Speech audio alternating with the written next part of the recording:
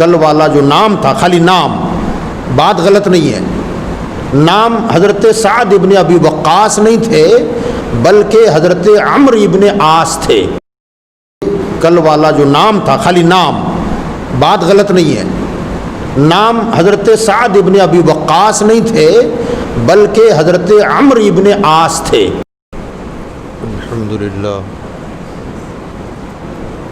الحمدللہ کفا وسلام علی عبادہ الذین اصطفیٰ۔ الحمدللہ رب العالمین والعاقبۃ للمتقین والصلاة والسلام علی سید المرسلین وعلى آلہ وأصحابہ اجمعین، اما بعد، فأعوذ باللہ من الشیطان الرجیم، بسم اللہ الرحمن الرحیم، وَكُلًّا وَعَدَ اللَّهُ الْحُسْنَى، صدق اللہ مولانا العلی العظیم۔ معزز محترم سامعین کرام، السلام علیکم ورحمۃ اللہ وبرکاتہ۔ ان اللہ وملائکتہ یصلون علی النبی یا ایھا الذین آمنوا صلوا علیہ وسلموا تسلیما۔ اللہم صل علی سیدنا و نبینا مولانا محمد بارک وسلم، صلاۃ و سلام علیک یا رسول اللہ صلی اللہ تعالی علیہ وسلم۔ حضرات گرامی، گزشتہ گفتگو میں ہم نے صحابہ کرام کے حوالے سے جو باتیں آپ کی گوش گزار کی تھیں،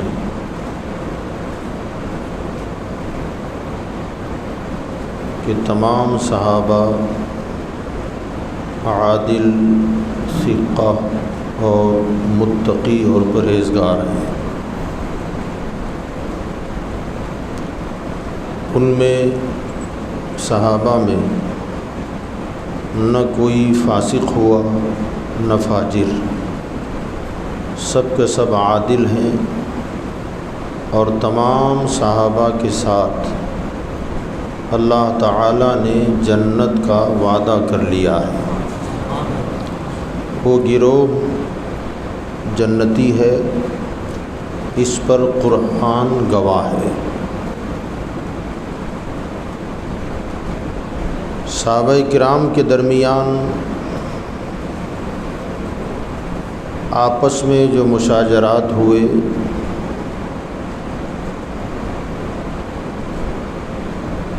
جو بھی معاملات آپس میں ان کے ہوئے، ان معاملات میں نہ ان کی حرص کو دخل ہے، نہ ہوس کو دخل ہے، نہ دنیا کی لالچ کا کوئی دخل ہے، نہ آپس میں ذاتی طور پر کوئی دشمنی کا دخل ہے۔ جو بھی معاملات ہوئے وہ صرف مذہبی، دینی اور اجتہادی معاملات تھے۔ ان کا اختلاف ہوا مگر ان کی نیتیں صاف تھیں۔ جہاں آپس میں ٹکراؤ ہوا اس میں کوئی چوکا مگر ان کی نیت پر شک نہیں کیا جا سکتا۔ ان کی نیت خالص تھی، وہ جو کچھ معاملہ تھا وہ اللہ رسول کی رضا کے لیے تھا، ان کا پرسنل کوئی معاملہ نہیں تھا۔ اگر ہم صحابہ کے آپسی معاملات پر یا ان کی نیتوں پر شک کریں گے تو یہ شک سیدھا حضور کی ذات پہ چلا جائے گا، یہ حملہ حضور کی ذات پہ ہوگا۔ کیوں کہ یہ سارے کے سارے صحابہ حضور کے صحبت یافتہ ہیں، اور اللہ تعالیٰ قرآن پاک میں فرماتا ہے یتلو علیہم آیاتہ ویزکیہم، کہ میرے حبیب صلی اللہ علیہ وسلم نے ان کا تزکیہ، تصفیہ، ان کے دلوں کو صاف کیا۔ اگر ہم کسی صحابی کے لیے کہیں کہ یار انہوں نے یہ دنیا کی لالچ میں کیا یا حکومت کی لالچ میں ایسا ہو گیا معاذ اللہ، تو اس کا مطلب یہ ہوا کہ حضور کی صحبت سے انہوں نے فیض نہیں پایا، حضور کی ذات پر یہ حملہ ہوتا ہے۔ کیا حضور نے ان کا تزکیہ نہیں فرمایا؟ کما حقہ، ان کی تربیت حضور نے نہیں فرمائی معاذ اللہ؟ یقیناً حضور صلی اللہ علیہ وسلم نے تمام صحابہ کی بہترین تربیت فرمائی، ان کی تربیت میں، ان کے تزکیے میں کوئی شک و شبہ نہیں ہے۔ اب یہ جو معاملات بنے تو سب سے پہلے میں بنیادی بات بتاؤں، یہ ساری جنگیں، لڑائیاں آپ کے سمجھ میں آ جائے گی کہ یہ سارے مسائل کھڑے کیسے ہوئے۔ حضرت عمر فاروق اعظم رضی اللہ تعالیٰ عنہ کا جو زمانہ تھا، اس زمانے میں اسلامی فتوحات بہت کثرت کے ساتھ ہوئی، بڑے بڑے علاقے اسلامی سلطنت میں شامل ہونے لگے، حتیٰ کہ ملک شام فتح ہوا۔ انہی فتوحات میں بیت المقدس کی فتح بھی ہے، جہاں عیسائی اور یہودیوں کا قبضہ تھا۔ پھر جب مسلمانوں کی سلطنت، حکومت وسیع ہو گئی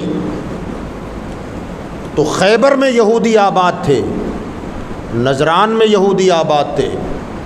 حضرت عمر فاروق اعظم رضی اللہ تعالیٰ عنہ نے ان کو جلا وطن کر دیا، شہر بدر کر دیا، کہ ہماری سلطنت میں نہیں رہ سکتے تم، اگر رہتا ہو تو شانتی اور سکون کے ساتھ رہو، فتنہ نہیں چلے گا۔ تو ان میں جو اچھے خیالات کے لوگ تھے، انہوں نے سوچا کہ ہم اسلامی حکومت کے زیر سایہ رہیں گے، مگر ان میں جو فتنہ انگیز لوگ تھے نا، ان میں خاص طور سے ایک شخص ہے عبداللہ بن سبا۔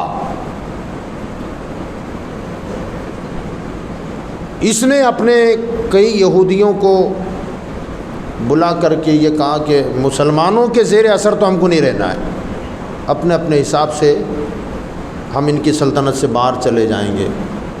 وہ چلے گئے۔ یہ بدبخت اس نے ایک مقام پر جو بکھرے ہوئے یہودی تھے، کچھ عرصے کے بعد اس نے سب کو جمع کیا۔ اب چونکہ اب ان کی کہیں حکومت نہیں تھی، ان کا جو بول بالا تھا وہ ختم ہو گیا تھا،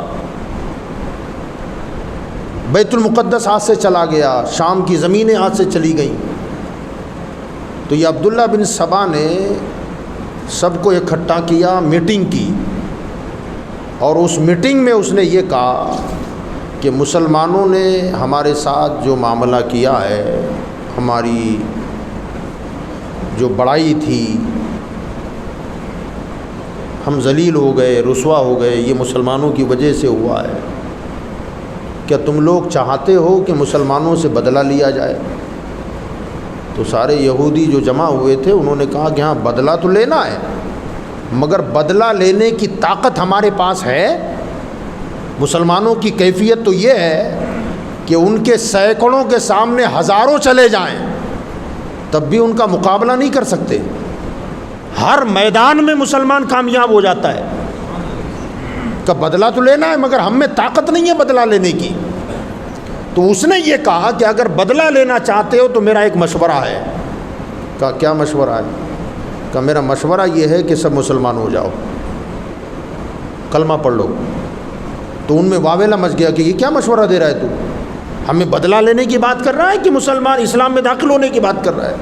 تو اس نے کہا میری بات غور سے سنو، میں یہ نہیں کہتا کہ دل سے مسلمان بنو، ظاہری طور پر کلمہ پڑھ کے گھس جاؤ اور اپنے آپ کو سچا مسلمان ثابت کر دو کہ ہم سے بہتر کوئی مسلمان ہی نہیں ہے۔ لوگوں میں اپنا اثر قائم کرو، لوگوں کے ساتھ لین دین اچھا رکھو، دوستیاں پیدا کرو، اپنا اپنا گروہ بناؤ، اور میرے احکامات کا انتظار کرنا۔ میں بصرہ جا رہا ہوں، میں بصرہ میں رہوں گا، اور پھر میں جو تمہیں پیغام بھیجوں گا، جو حکم دوں گا، دھیرے دھیرے تمہیں اس پر عمل کرنا ہے۔ کہ اس سے کیا ہوگا؟ تو کہا بس ہمیں مسلمانوں کو آپس میں لڑانا ہے، یہ اصل بات تھی۔ اس کا نام تھا عبداللہ بن سبا، بڑا خطرناک یہودی تھا۔ سارے لوگوں کی بات سمجھ میں آ گئی اور اس نے سب کو پھیلا دیا الگ الگ علاقوں میں۔ یہ بصرہ چلا گیا۔ بصرہ جانے کے بعد اس نے اپنے آپ کو اتنا پکا مسلمان ثابت کیا اس زمانے میں کہ بڑا متقی، بڑا پرہیزگار، دین کا جانکار، سنت رسول کا عامل۔ اب ظاہر بات ہے یہ جو اب دور شروع ہوا تھا نا، تو جو صحابہ تھے حضور کی صحبت یافتہ، دھیرے دھیرے وہ رخصت ہو رہے تھے دنیا سے۔ اب جو نیا دور آ رہا تھا، جوان جو لوگ ابھر رہے تھے، انہوں نے حضور کی صحبت نہیں پائی تھی، وہ تابعین کا دور تھا۔ اب جو ان کے علاوہ لوگ تھے وہ زیادہ تر نو مسلم تھے، نیا نیا اسلام قبول کیا تھا، اسلام کی پوری جانکاری ان کے پاس نہیں تھی، معلومات ان کو زیادہ نہیں تھی، بزرگوں کی صحبت انہوں نے زیادہ نہیں پائی، صحابہ کی حضور کی تو پائی نہیں، صحابہ کی بھی زیادہ صحبتیں انہوں نے نہیں پائی۔ اسلام قبول کر لیا مگر زیادہ جانکاری اور معلومات اور جو بنیادی اصول کی باتیں ہوتی ہیں اس کے حوالے سے ابھی تک وہ پوری طرح جانکار نہیں تھے۔ تو اس عبداللہ بن سبا نے اپنا تقوی، پرہیزگاری لوگوں پر ظاہر کیا، اور بصرہ جو تھا وہ بعد میں فتح ہوا تھا۔ وہاں کے جو نو مسلم تھے ان میں اپنا اثر و رسوخ اس نے کافی حد تک مضبوط بنا لیا اس کو۔ اب حضرت عمر کا جو زمانہ تھا نا، تو حضرت عمر کا جلال ساری دنیا جانتی ہے۔ حضرت عمر کے دور خلافت میں کسی کو سر اٹھانے کی ہمت نہیں ہوئی، طاقت ہی نہیں تھی کسی کی۔ وہ جانتے تھے کہ اگر ذرا بھی شک ہوا نا حضرت عمر کو تو سیدھا گردن ہی مار دیں گے، قتل ہی کر دیں گے۔ تو ہمارے جو ارادے ہیں وہ پائے تکمیل تک نہیں پہنچ پائیں گے۔ انہوں نے صبر کیا، اپنے آپ کو مسلمانوں کے بیچ میں بہتر ثابت کیا، لوگ ان کے گرویدہ ہوئے، دیوانے ہوئے۔ پھر حضرت عمر فاروق اعظم رضی اللہ تعالیٰ عنہ کی شہادت جب ہو گئی تو ان کی شہادت کے بعد جو خلیفہ بنے وہ تھے حضرت عثمان غنی۔ عثمان غنی کا جو اپنا ذاتی مزاج تھا، ان کی جو طبیعت تھی نا، عثمان غنی کی طبیعت بہت نرم طبیعت تھی، حلم والے تھے، بردبار تھے، عفو و درگزر سے کام زیادہ لیتے تھے۔ حتیٰ کہ ان کے زمانے میں اگر کہیں کسی نے کسی کا قتل بھی کر دیا نا، تو جو قصاص لینا ہوتا ہے اس میں بھی معاملہ یہاں تک آتا تھا کہ حضرت عثمان غنی زیادہ تر لوگوں کو معاف کرنے کے چکر میں رہتے تھے۔ درگزر کر دو یار، اس کے خاندان والوں کو بلاؤ، میں انہیں سمجھاتا ہوں، اس کی جان بخشی کر دو، معاف کر دو، اور اس کا فدیہ لے لو، جان کا بدلہ لے لو، پیسہ ٹکا جو چاہیے۔ اب جس نے قتل کیا ہے وہ کہتا تھا حضور میرے پاس تو پیسہ بھی نہیں ہے، حضرت عثمان کہتے تھے میں دے دیتا ہوں۔ یہ ان کا مزاج تھا، نرم طبیعت کے آدمی تھے، بردبار تھے، حلم والے تھے، عفو و درگزر ان کی طبیعت میں زیادہ تھا۔ اب چونکہ ان کی طبیعت کی نرمی کا فائدہ اس بدبخت گروہ نے اٹھایا، اب یہ بصرہ میں، کوفہ میں، مدین میں، الگ الگ علاقوں میں یہ لوگ پھیلے ہوئے تھے۔ تو سب سے پہلے اس بدبخت یہودی نے جو فتنہ ڈالا، وہ فتنہ یہ تھا کہ سرکار کی آمد سے پہلے، اعلان نبوت سے پہلے، مکہ میں جو بڑا قبیلہ تھا وہ تھا قبیلہ قریش، ہے وہ قبیلہ قریش، یہ بنیادی قبیلہ تھا۔ مگر پھر اس قبیلے میں الگ الگ خاندان ہوئے، خاندان الگ الگ ہوئے، ان خاندانوں کے نام الگ الگ ہوئے، جیسے بنو ہاشم ہے، بنو امیہ ہے، بنو تیم ہے، بنو عدی ہے، یہ الگ الگ خاندان ہوئے۔ اب وہ جو دور جہالت تھا اس زمانے میں خاندانی عصبیت زیادہ تھی، میرا خاندان بڑا ہے، ہمارا خاندان اونچا ہے، ہم ایسے لوگ ہیں، خاندانی شیخیاں بگاڑ دینے کا دور تھا، شیخیاں بگاڑتے تھے لوگ، اپنے خاندان اپنے قبیلے کو بڑا اونچا قرار دینے کے چکر میں رہتے تھے۔ مگر حضور صلی اللہ علیہ وسلم نے ایسا سبق ان کو پڑھایا کہ وہ خاندانی عصبیت لوگ بھول گئے، مگر حضور نے بعد میں کیا، اعلان نبوت کے بعد۔ تو اس زمانے میں جب سرکار نے اعلان نبوت نہیں کیا تھا، قبیلہ قریش میں جو الگ الگ خاندان تھے ان خاندانوں میں 2 خاندان بڑے نامی گرامی تھے، ان کا افرادی طاقتیں بھی زیادہ تھیں، مالی اعتبار سے بھی مضبوط تھے۔ وہ 2 خاندان تھے جن میں سے ایک تھا بنو ہاشم جو حضور کا خاندان ہے، اور ایک تھا بنو امیہ۔ یہ 2 خاندانوں کی آپس میں رساکشی چلتی تھی، ہم اس سے آگے بڑھ جائیں، وہ کہتے تھے ہم ان سے آگے بڑھ جائیں۔ اب یہ آگے بڑھنے کے معاملات میں بہت ساری برائیاں بھی تھیں اور بہت سارے اچھے بھی کام انہوں نے کیے۔ اچھے کاموں سے مراد یہ کہ بنو ہاشم جو تھے یہ مہمان نواز لوگ تھے، مہمان نوازی میں کبھی کسر نہیں کرتے تھے، چاہے جان پہچان ہو یا نہ ہو، کوئی مسافر آ گیا ہمیشہ ان کا دسترخوان کھلا رہتا تھا۔ تو یہ بنو امیہ سوچتے تھے کہ یار یہ مہمان نوازی میں آ گئے، تو پھر انہوں نے بھی شروع کر دیا۔ حاجی آتے کعبہ شریف کے طواف کے لیے تو حجاج کرام کی خدمت وہ قبیلے والے زیادہ کرتے ہیں، تو یہ بڑھ چڑھ کے حاجیوں کی اور زیادہ خدمت کرتے، مگر اس میں نام و نمود زیادہ تھا۔ بہرحال کام اچھے تھے مگر خاندانی عصبیت زیادہ تھی، حضور نے اس کو مٹا دیا۔ جب مٹا دیا تو حضور صلی اللہ علیہ وسلم کے وصال کے بعد جو سب سے پہلے خلیفہ بنے وہ کون تھے؟ حضرت ابوبکر صدیق۔ اب یہ حضرت ابوبکر صدیق جو ہیں نا، یہ نہ بنو ہاشم سے ہیں نہ بنو امیہ سے ہیں، ان کا اپنا جو خاندان تھا یہ بنو تیم سے ان کا تعلق تھا، اور ان کے بعد حضرت عمر فاروق اعظم بنے، تو یہ بھی بنو ہاشم سے بھی نہیں تھے اور بنو امیہ میں سے بھی نہیں تھے، یہ بنی عاد سے تھے، ان کا جو قبیلہ تھا یہ الگ تھا خاندان۔ مگر ان کے بعد جو خلیفہ بنے وہ حضرت عثمان غنی تھے، اور عثمان غنی کا جو خاندان ہے وہ بنو امیہ کا ہے۔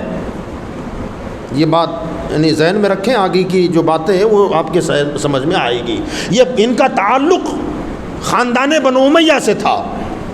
تو ادھر عبداللہ بن سبا نے جو ٹولی تیار کی تھی، جو جماعت بنائی تھی، اس نے سب سے پہلا جو 9 مسلم لوگ تھے نا، نئے مسلمان بنے ہوئے، زیادہ صحابہ کی بھی صحبت نہیں پائی اور حضور کی تو پائی نہیں تھی، ان کے بیچ میں اس نے سب سے پہلے یہ خاندانی عصبیت کو ہوا دے دی، جو حضور نے جس کا خاتمہ کر دیا تھا اس کو اس نے ابھارا،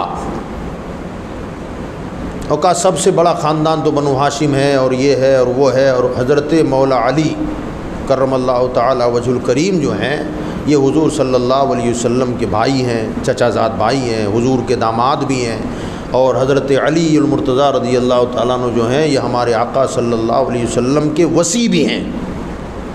جب آقا کریم صلی اللہ علیہ وسلم ایک مرتبہ جنگ کے لیے جا رہے تھے تو حضرت علی المرتضیٰ کو مدینہ منورہ میں اپنا نائب بنا کے رکھا تھا، تو اس نیابت کو جب عطا کیا گیا تو حضور صلی اللہ علیہ وسلم سے حضرت علی نے کہا تھا یا رسول اللہ سب کو تو آپ جنگ میں لے جا رہے ہیں اور مجھے عورتوں اور بچوں میں رکھ رہے ہیں، تو حضور صلی اللہ علیہ وسلم نے ارشاد فرمایا تھا علی تم میرے لیے ایسے ہی ہو جیسے حضرت موسیٰ کے لیے حضرت ہارون تھے، یعنی حضرت موسیٰ علیہ السلام جب تورات لینے کے لیے کوہ طور پر گئے تو یہودیوں کے بیچ میں انہیں سنبھالنے کے لیے حضرت ہارون کو چھوڑا تھا، فرمایا تمہاری حیثیت میرے نزدیک ایسی ہی ہے جیسے حضرت موسیٰ کے نزدیک حضرت ہارون کی تھی، مگر حضرت ہارون نبی تھے، میرے بعد کوئی نبی نہیں ہوگا، یہ مقام ان کو عطا کر دیا تھا۔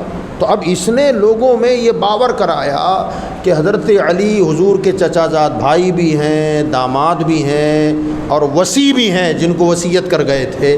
فرمایا کہ نبی کے بعد تو خلیفہ وہی ہوتا ہے جو نبی کا وصی ہوتا ہے، خاندانی اعتبار سے بھی حق ان کا ہے، مگر ابو بکر و عمر نے معاذ اللہ ثم معاذ اللہ انہوں نے غصب کر لیا، زبردستی حکومت چھینی۔ ہونا چاہیے تھا حضرت علی خلیفہ اول ہوتے، مگر انہوں نے ان کی چلنے نہیں دی۔ یہ باتیں لوگوں میں اس نے باور کرا دی اور کہا چلو ان دونوں نے تو کر لیا، وہ تو چلے گئے، مگر اب جو عثمان غنی ہیں یہ تو بنو امیہ سے ہیں، بنو ہاشم سے نہیں ہے، ان کا تو کوئی حق ہی نہیں ہے، حضرت علی ہونے چاہیے۔ اب لوگوں کے دلوں میں یہ وسوسے اس نے پیدا کر دیا، اور پھر اس نے جن کو جو یہودی منافق بن کر کے مسلمان ہوئے تھے نا، ان کے ذہنوں میں یہ بات ڈالی کہ لوگوں کو یہ باور کراؤ، اور بصرہ کا جو گورنر ہے اس کے خلاف کوفہ میں افواہیں پھیلاؤ، وہ انصاف نہیں کرتا، وہ غبن کرتا ہے، وہ ایسا کرتا ہے، وہ ویسا کرتا ہے، اور ساتھ میں عثمان غنی کے خلاف بھی لوگوں کے ذہنوں کو خراب کرو۔ اب یہ مشن چلا۔ اب ظاہر بات ہے کہ آج کے زمانے کا جیسا ماحول نہیں تھا اس زمانے میں، میں نے اس سے پہلے بھی کسی محفل میں بتایا تھا کہ اگر کوئی واقعہ ہو جاتا کسی گاؤں میں تو دوسرے گاؤں پہنچتے پہنچتے مہینوں نہیں سال لگ جاتے، یہ حالت تھی۔ اب یہاں کیا ہو رہا ہے یہ گاؤں والوں کو ادھر کا پتہ نہیں، ادھر والوں کو ادھر کا پتہ نہیں۔ اب یہ اپنے طور پر کوششیں کرتے رہے، کرتے کرتے کرتے اس بدبخت نے لوگوں کے ذہنوں میں، جو نو مسلم تھے ان کے ذہنوں میں ایسی تک باتیں ڈالی معاذ اللہ رب العالمین کہ نبوت حق تھا حضرت علی کا، مگر حضرت جبریل سے غلطی ہو گئی معاذ اللہ، اور وہی لے کر علی کے پاس آنا تھا، محمد کے پاس چلے گئے معاذ اللہ رب العالمین۔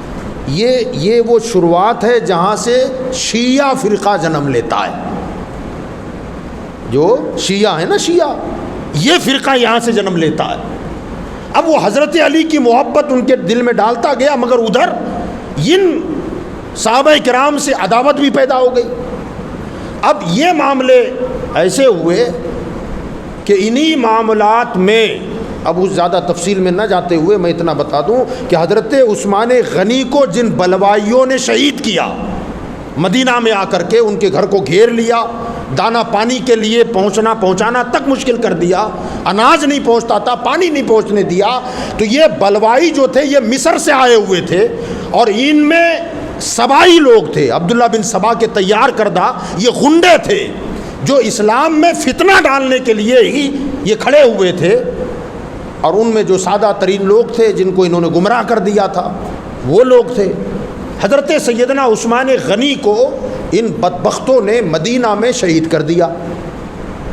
اب یہ شہید ہو گئے۔ ان کی شہادت کے بعد اب یہ جتنے سبائی لوگ تھے نا، یہ سب کے سب حضرت علی کے قریب ہو گئے اور مطالبہ کرنے لگے کہ حضرت آپ ہاتھ بڑھائیں، ہم آپ کے ہاتھ پر بیعت کرنا چاہتے ہیں۔ وہاں اور بھی صحابہ کرام تھے، انہوں نے بھی کہا کہ بھئی امت کو بغیر خلیفہ کے نہیں رکھا جاتا اور یہ ٹھیک نہیں ہے، لہٰذا خلافت کے لیے آپ اپنا ہاتھ بڑھا دیں، ہم آپ کے ہاتھ پر بیعت کر لیں گے۔ حضرت مولا علی، اس کو یاد رکھیں، حضرت مولا علی خود سے خلافت کے طلبگار نہیں تھے، وہ خود نہیں چاہتے تھے کہ میں خلیفہ بنوں، لیکن لوگوں کی محبتیں اور خاص طور سے یہ سبائی حضرات لوگوں کا جوش خروش دیکھا اور دیکھا کہ بھئی یقیناً ان کے سروں پہ امیر کا ہونا ضروری ہے ورنہ امت بکھر جائے گی، تو آپ نے ہاتھ بڑھایا اور یہ سارے لوگ حضرت کے ہاتھ پر بیعت کر چکے۔ جب بیعت کر چکے، اب یہاں جو اصل بات میں عرض کرنا چاہتا ہوں وہ یہ ہے کہ حضرت سیدنا عثمان غنی کون سے قبیلے سے تعلق تھا؟ بنو امیہ۔ اسی زمانے میں ملک شام کے گورنر تھے حضرت امیر معاویہ، ملک شام کے گورنر تھے وہ، اور ان کو گورنر کس نے بنایا تھا؟ حضرت عمر فاروق اعظم نے. تو فاروق اعظم کے زمانے میں بھی برابر وہ گورنری پر قائم رہے. ان کا دور گزر گیا، عثمان غنی کے زمانے میں برابر وہ گورنری کے منصب پر فائز رہے. ان میں کوئی خامی، کوئی کمی، کوئی لوچ ذرہ برابر نہیں تھا. حتیٰ کہ حضرت عمر فاروق اعظم کے جو مقرر کردہ گورنرز حضرات تھے الگ الگ علاقوں میں، تو ان سے کبھی کبھی کہیں چوک، کوئی غلطی ہو جاتی تو حضرت عمر فاروق اعظم فوراً انہیں ان کی کرسی چھین لیتے، کہا تو اس قابل نہیں ہے. اور اپنے عمرا سے یہاں تک کہتے تھے حکومت کرنا اگر سیکھنا ہے تو امیر معاویہ سے سیکھو. یعنی اتنے پاورفل حاکم تھے امیر معاویہ. تو حضرت عمر کے زمانے میں بھی وہ حاکم رہے ملک شام کے، عثمان غنی کے زمانے میں بھی رہے. تو حضرت امیر معاویہ کا جو خاندان ہے نا، یہ بھی بنو امیہ ہے. تو اب یہ بنو امیہ کے خاندان سے امیر معاویہ بھی اور حضرت عثمان غنی بھی. اب اسلام میں حضرت عثمان غنی کا قتل ہو جانا یہ کوئی چھوٹی بات نہیں تھی، یہ بہت بڑی بات ہے کہ حضور کے اتنے جلیل القدر صحابی اور جنہیں قتل کر دیا گیا، شہید کر دیا گیا. تو چونکہ حضرت عثمان غنی کے ولی حضرت امیر معاویہ ہیں، گورنر بھی ہیں، اور گورنر کے ساتھ ساتھ صحابہ میں مجتہد صحابی ہیں، مجتہد ہیں. یہ ایک علمی بحث ہے، اگر اس میں جائیں گے تو شاید آپ کہیں پریشان نہ ہو جائیں.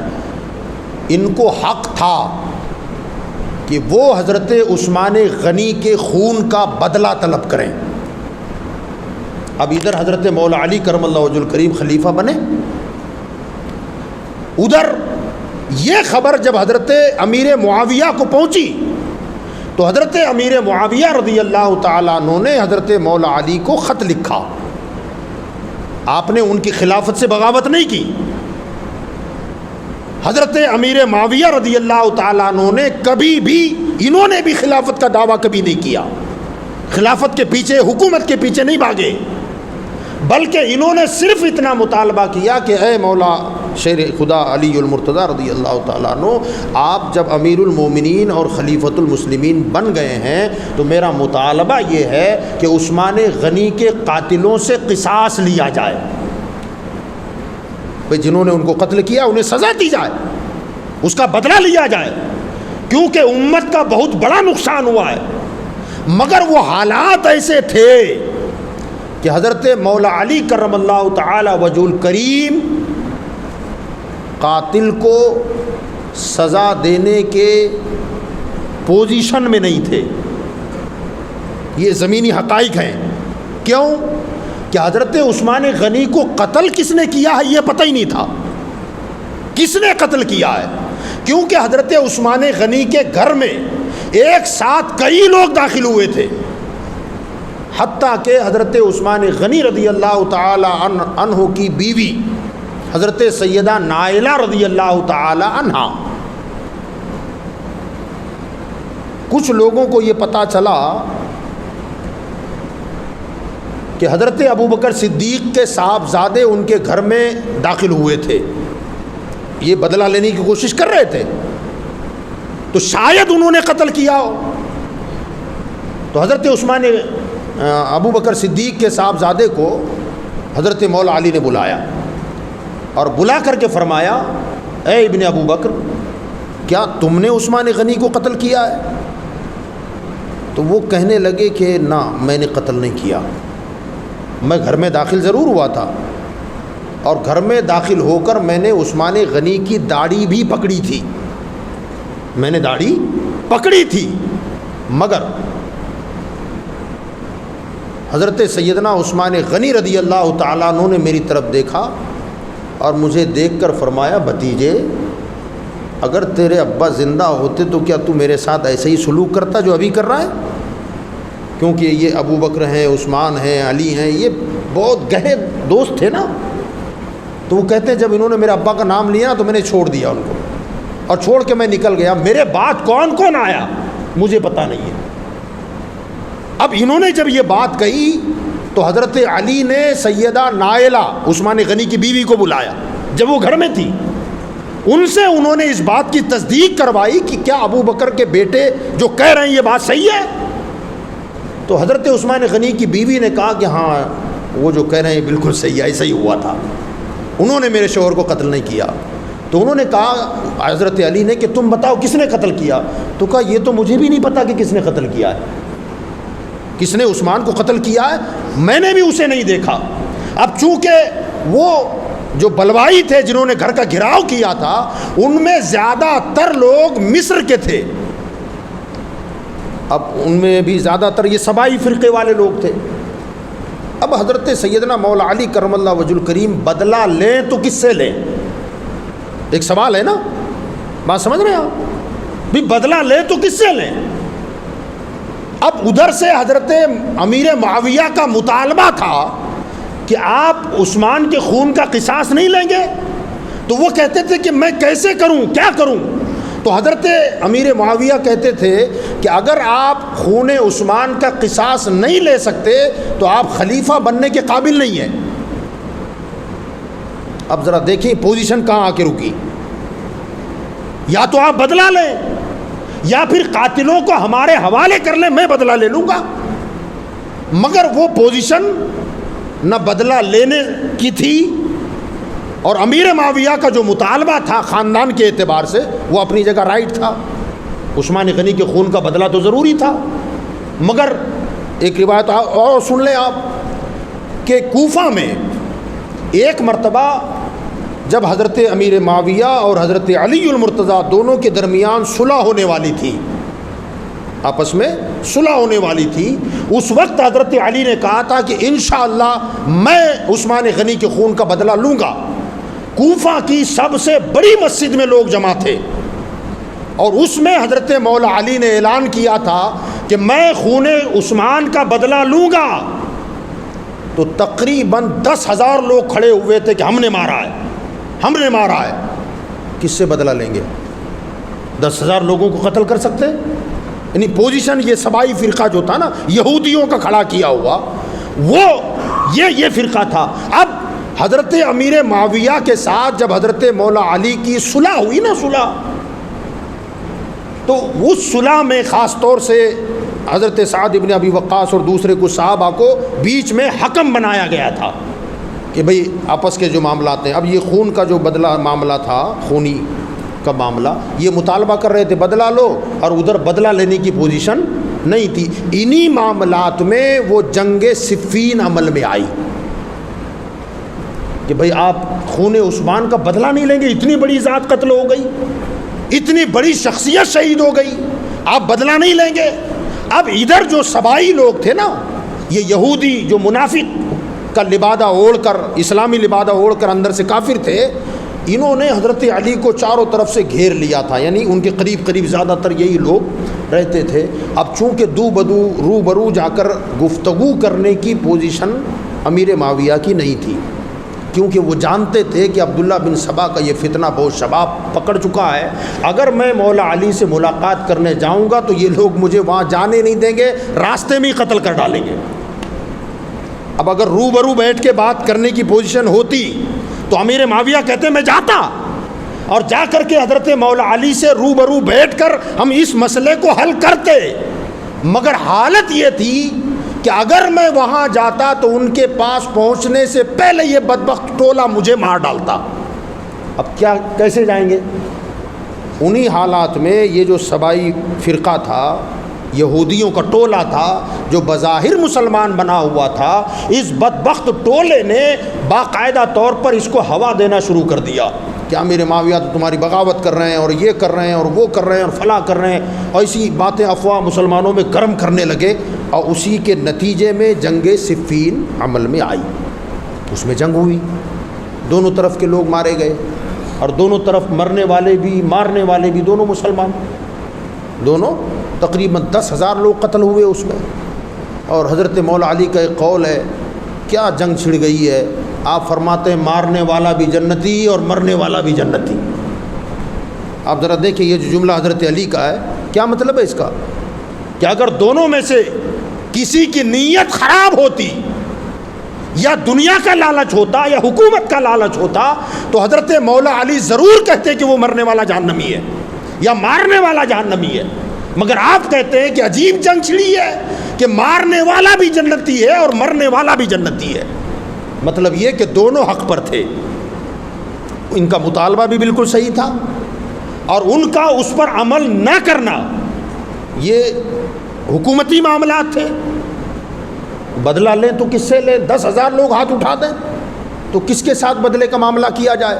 یہ سارے جو معاملات تھے وہ اس طریقے کے تھے۔ اور حضرت سیدنا مولا علی کرم اللہ وجہ الکریم نے جب یہ معاملہ صلح کا جب آیا تو بیچ میں 2-3 صحابہ کو انہوں نے حکم بنایا کہ بھئی ادھر سے بھی کچھ سن کے آئیں، ان کا آدمی ادھر آئے، میرا آدمی ادھر جائے، اور آپس میں ہم کچھ شرائط طے کرتے ہیں اور یہ جو آپسی معاملہ ہے اس کو ختم کر دیا جائے، جو خانہ جنگی آپس میں لڑائی شروع ہو گئی ہے اس کو ہم ختم کر دیتے ہیں۔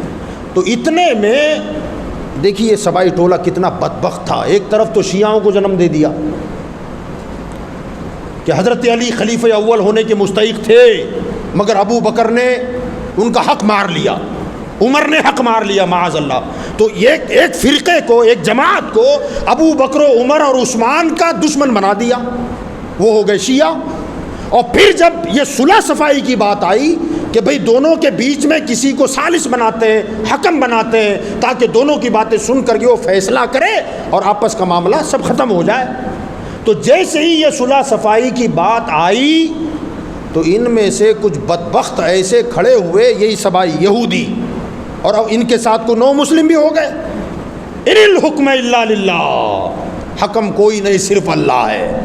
کہ یہ تو قرآن کی مخالفت کر رہے ہیں حضرت علی، کہ اب ہم حضرت علی کو بھی نہیں مانتے، حضرت علی تو کافر ہو گئے، قرآن کا انکار کر دیا، کہ قرآن تو یہ کہتا ہے حاکم تو اللہ ہے، فیصلہ کرنے والا تو اللہ ہے، مگر انہوں نے تو صحابہ کو کھڑا کر دیا ہے، معاذ اللہ انہوں نے قرآن کی بغاوت کر ڈالی۔ استغفر اللہ، معاذ اللہ رب العالمین۔ ان بدبختوں نے یہ اعلان کرنا شروع کر دیا کہ معاذ اللہ حضرت علی کافر ہو گئے۔ یہ دوسرا فرقہ جنم لیا جسے خارجی کہتے ہیں، یہ اہل بیت کا دشمن ہوا۔ وہ پہلے والا جو شیعہ تھا وہ صحابہ کا دشمن تھا، اہل بیت سے محبت کا دعویٰ کرتا تھا۔ اب یہ دوسرا فرقہ کھڑا ہوا، یہ ہوا خارجی فرقہ جو صحابہ کی تو برائی نہیں کرتا مگر اہل بیت کی گستاخیاں کرتا ہے، یہ خارجی فرقہ پھر جنم لے لیا۔ بہرحال ان کے درمیان کچھ معاملہ تھما، پھر اس کے بعد حضرت مولا علی شیر خدا رضی اللہ تعالیٰ عنہ کی شہادت ہو گئی۔ جو شہادت ہوئی تو عبد الرحمن ابن ملجم، یہ خارجی تھا بدبخت، اسی شیطان نے حضرت مولا علی کو قتل کیا۔ اور یہ عبداللہ بن سبا کا جو فتنہ لگایا ہوا تھا نا، ایک ساتھ ایک ہی وقت میں 3 لوگوں کو قتل کرنے کا منصوبہ تھا۔ امیر معاویہ کو بھی اسی دن قتل کیا جانا تھا، حضرت سیدنا سعد ابن ابی وقاص ان کو بھی اسی دن قتل کیا جانا تھا اور حضرت علی کو بھی۔ اتفاق کی بات کہ فجر کی نماز میں زخمی کیا گیا حضرت علی کو، اسی ٹائم پر ایک آدمی بھیج دیا گیا تھا، ملک شام بھی اور کوفہ میں بھی اور جہاں حضرت سعد رہتے تھے وہاں بھی۔ مگر اتفاق کی بات کہ حضرت امیر معاویہ جس دن ان کے قتل کا پلان تھا اس دن ان کی طبیعت خراب تھی اور وہ مسجد نہیں جا سکے، بچ گئے۔ حضرت سعد اس دن اپنے گاؤں ہی میں نہیں تھے، کام سے کسی اور جگہ چلے گئے، وہ بچ گئے۔ اور حضرت مولا علی رضی اللہ تعالیٰ عنہ اس دن مسجد میں آئے اور اس خارجی نے حضرت مولا علی کو قتل کر دیا، مولا علی شہید ہو گئے۔ جب زخمی تھے حضرت مولا علی شیر خدا رضی اللہ تعالیٰ عنہ تو لوگوں نے ان سے کہا تھا کہ حضور آپ کے بعد آپ کے صاحبزادے حضرت امام حسن کے ہاتھ پر ہم بیعت کر لیں۔ یہ جملہ بھی بہت اہمیت کا حامل ہے اگلی بات کو سمجھنے کے لیے، کیا ہم ان کے ہاتھ پر بیعت کر کے ان کو آپ کے جانشین بنا دیں؟